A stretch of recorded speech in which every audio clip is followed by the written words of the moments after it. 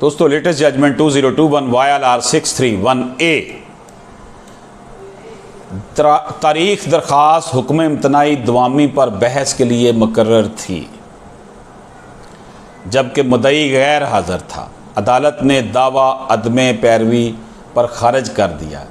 جب بھی دعویٰ کسی درخواست پر بحث کے لیے مقرر ہو تو اس دن درخواست کے سوا دعویٰ کے کسی اور میرٹ پر فیصلہ قانونی اصطلاح میں سرپرائز آرڈر کہا جاتا ہے، جس کی اجازت نہیں ہے۔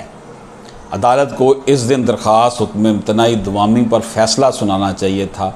دعویٰ عدم پیروی خارج نہیں کیا جا سکتا، یعنی کہ کسی خاص موضوع کے حوالے سے وہ ایک دعویٰ جو تھا وہ مقرر تھا مقررہ تاریخ پر کہ بحث ہوگی، اور اس دن درخواست پر میرٹ کے علاوہ فیصلہ نہیں کچھ ہو سکتا تھا، تو یہ سرپرائز آرڈر کیا گیا، جی مدعی حاضر نہیں ہوا تو اس کا دعویٰ اڑا دیا گیا۔ یہ ایسا نہیں ہونا چاہیے تھا، دعویٰ عدم پیروی خارج نہیں کیا جا سکتا۔ ایپیکس کورٹ کا فیصلہ 2021 YLR 631A۔ اجازت دیجیے، اللہ حافظ۔